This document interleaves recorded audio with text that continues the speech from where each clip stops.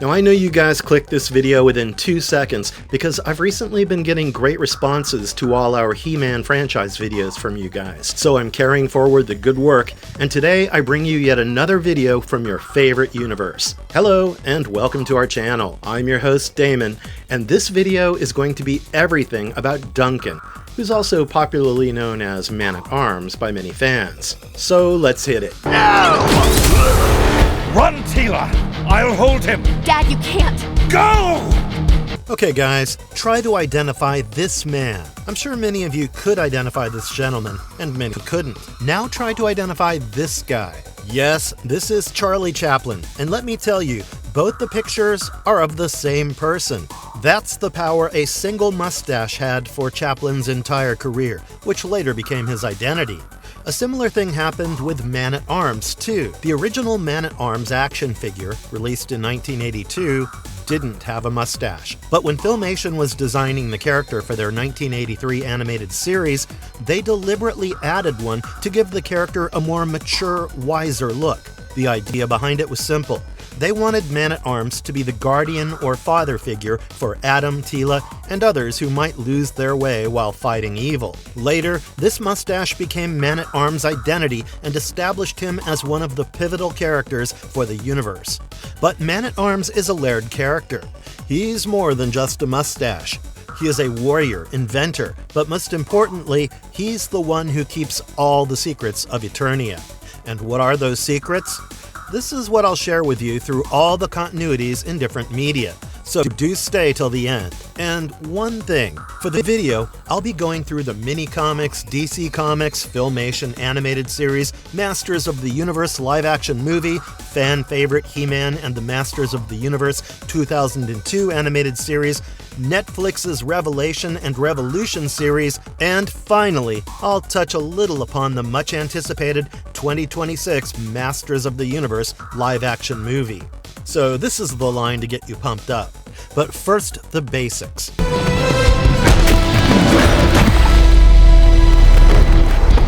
Who is Man-at-Arms? There's a recent trend in which fans think James Bond is not a person, but a position one holds for a stipulated time. However, there's been no clear evidence for this claim. Similar confusion also arose with Man-at-Arms.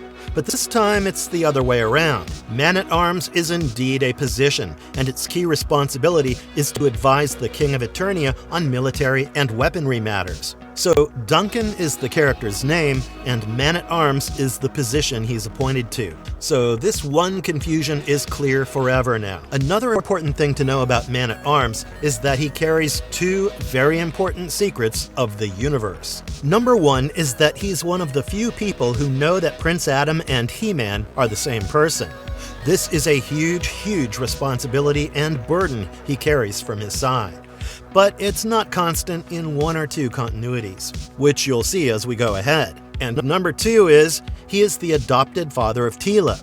Now this relationship had its own share of twists, which depend on the continuity, but the relationship and bond are the same.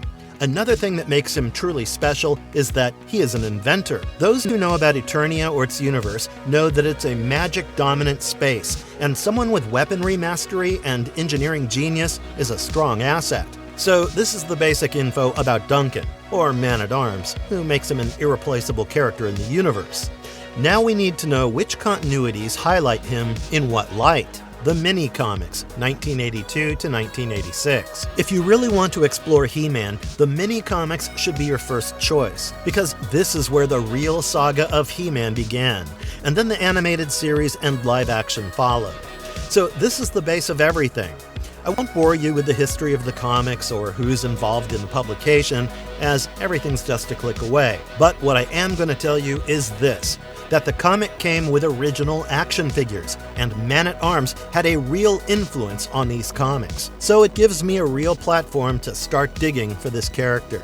The comic has two distinctive waves, the first and the second, with many chapters. And I can easily go through all the important chapters linked with Man-at-Arms. But believe me, you'll have more fun while reading it.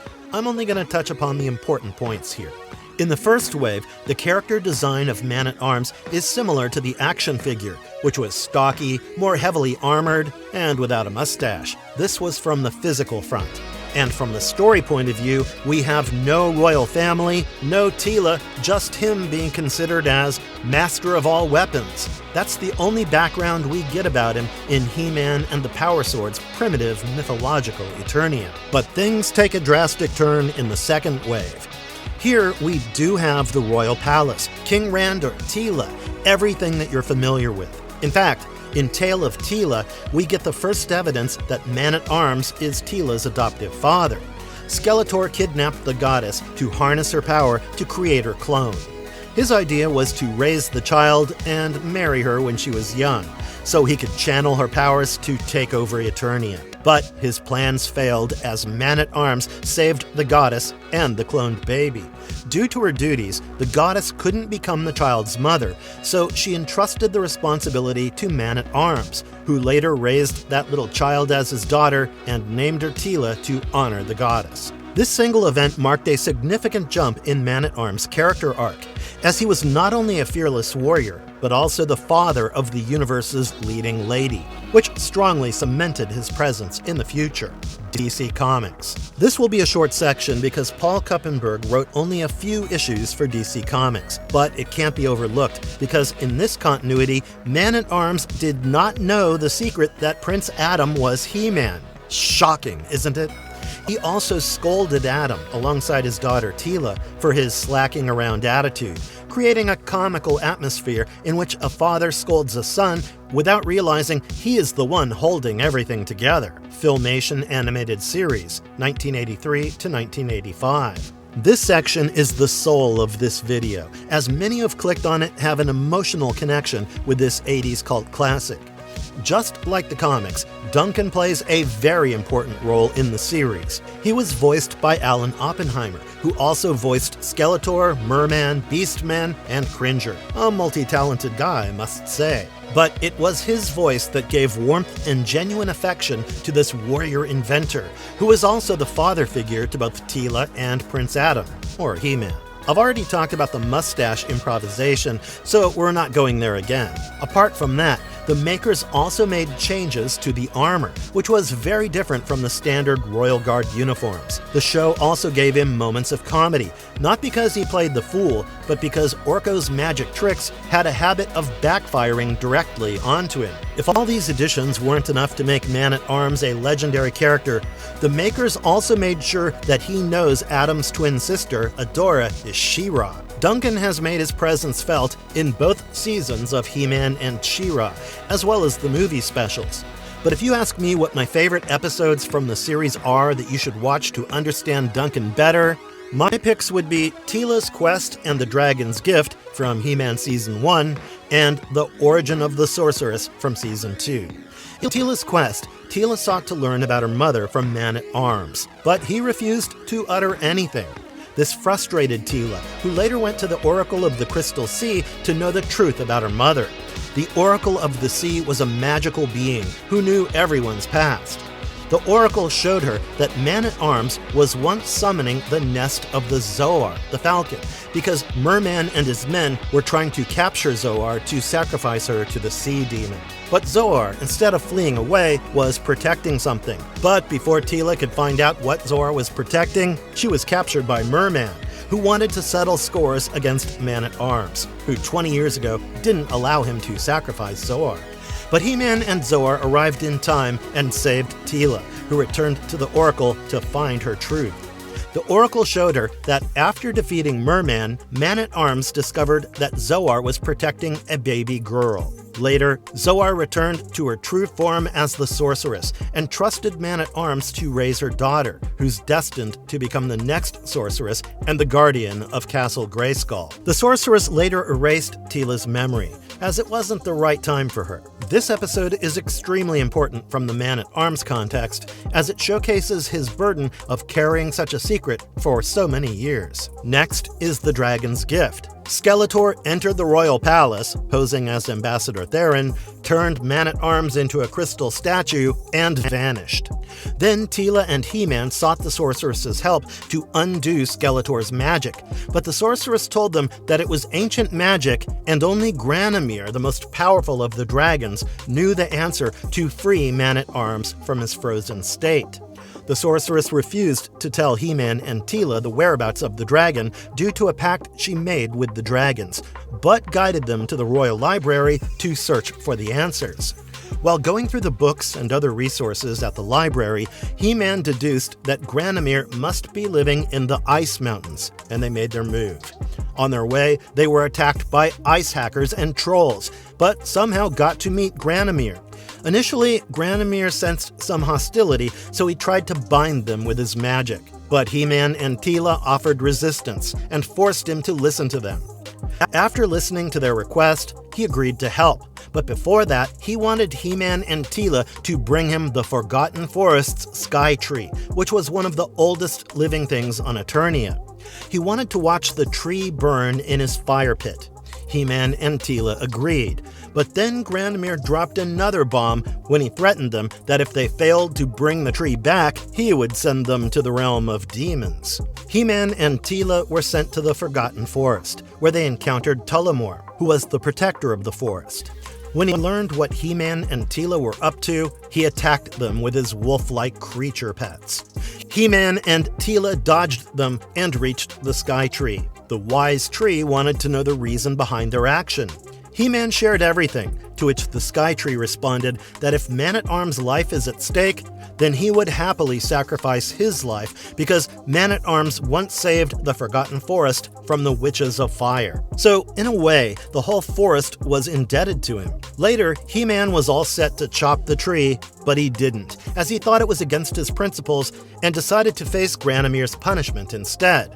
But to their surprise, when they returned to Granomir, instead of throwing them to the realm of dragons, he was impressed with He-Man's wisdom and compassion, something which he had not witnessed in humans for a very long time. As a mark of honor, he gifted them the book which had the spell to reverse Man-at-Arms' condition.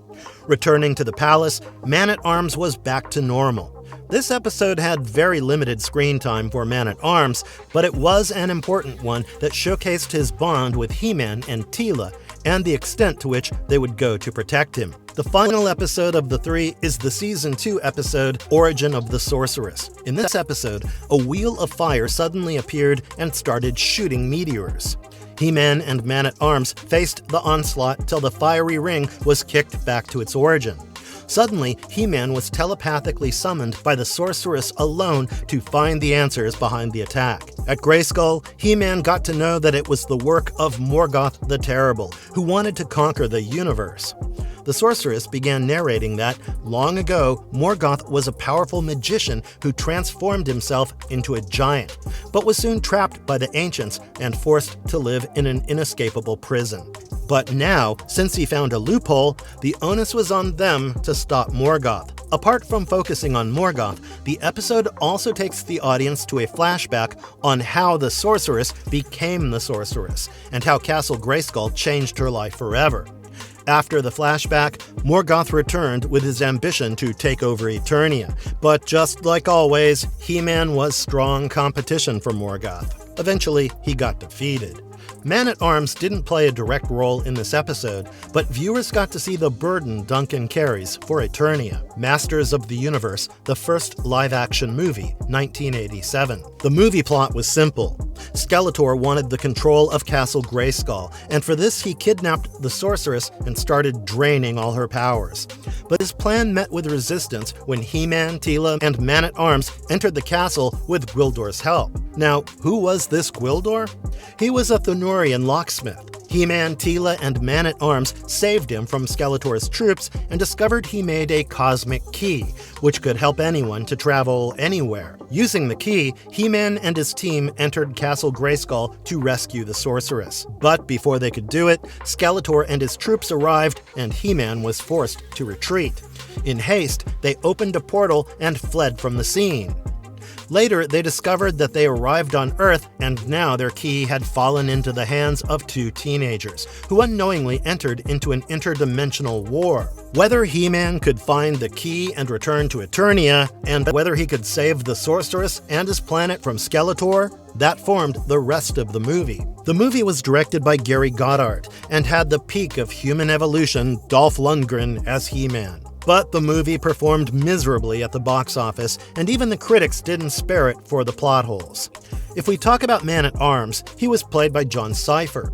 Just like the comics and series, Man-at-Arms was shown as an ally of He-Man, but they stripped away his inventor identity and gave it to the additional character Gwildor, played by Billy Barty, a major blunder which took many fans by surprise. He-Man and the Masters of the Universe, 2002 animated series.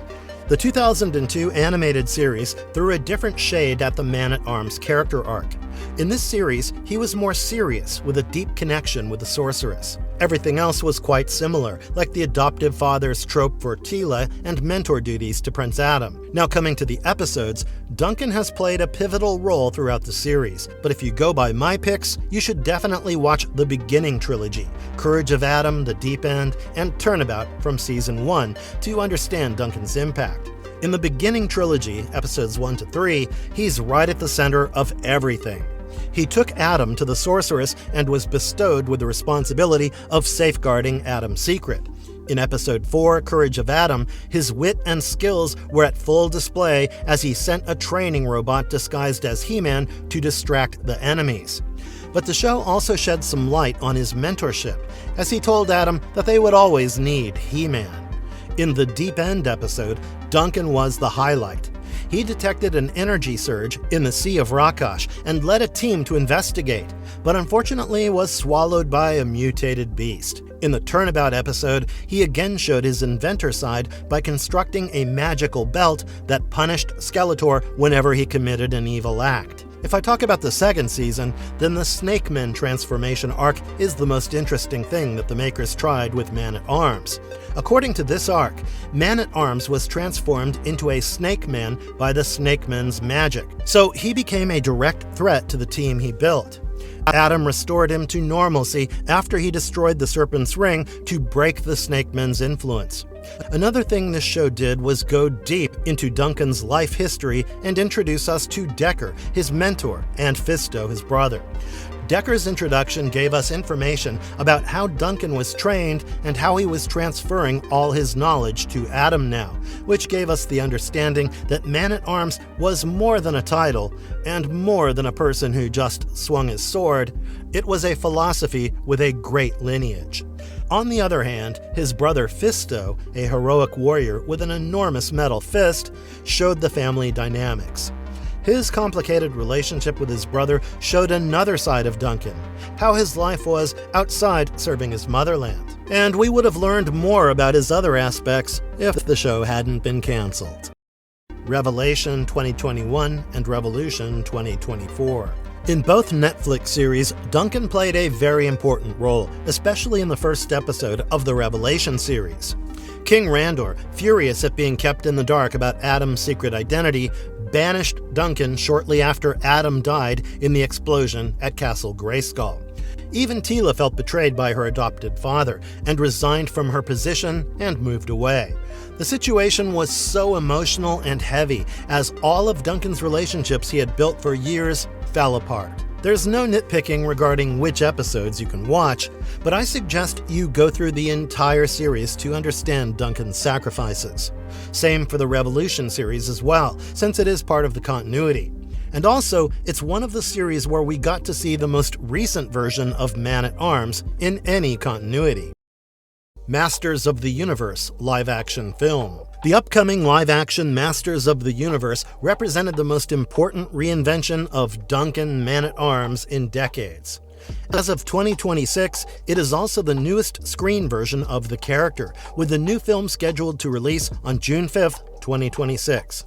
Directed by Travis Knight, who's also known for Kubo and the Two Strings and Bumblebee, and working with stars like Nicholas Galitzine as He-Man, Jared Leto as Skeletor, Camila Mendes as Teela, and most significantly, Idris Elba as Duncan, Man-at-Arms. That casting choice says a great deal about the film's interpretation of the character. Idris Elba is not being used as comic relief, background support, or merely the guy with the weapons. He is one of modern cinema's most commanding screen presences. Casting him as Man-at-Arms instead of He-Man or Skeletor reframes Duncan as the emotional and structural backbone of Eternia, the man who trains the hero, protects the kingdom, and carries the burden of leadership when others fail. The film also restores a core element missing from the 1987 Masters of the Universe adaptation: Duncan's inventor identity. Unlike that version, which handed the technological genius role to Gwildor, this adaptation emphasizes Man-at-Arms fighting with his vast array of weapons and gadgets, bringing him closer to his classic and 2002 animated portrayals. Another major detail is the inclusion of Fisto, Duncan's brother from the 2002 He-Man and the Masters of the Universe continuity, played by Johannes Hauker Johannesson. His presence strongly suggests the film is drawing inspiration from the deeper family mythology introduced in that series. The movie itself has endured one of Hollywood's most chaotic development journeys. Over more than 15 years, the project moved through multiple studios, including Sony Pictures and Netflix, and finally Amazon MGM Studios, while cycling through several directors and lead actors, including Noah Centineo and Kyle Allen, before landing on Nicholas Galitzine. The fact that the film survived at all already makes it notable. The fact that it appears to center Duncan as the foundation of Eternia may make it historically important for the character. And that's the paradox of Man-at-Arms. Since the very first Masters of the Universe toy wave in 1982, Duncan has been one of the franchise's most important characters, yet rarely the center of it. He built the weapons, the vehicles, and the defenses of Eternia. In many versions, he practically built the team itself. He trained Prince Adam, protected the sorceress's secrets, and kept the kingdom functioning while kings, warriors, and chosen heroes received the glory.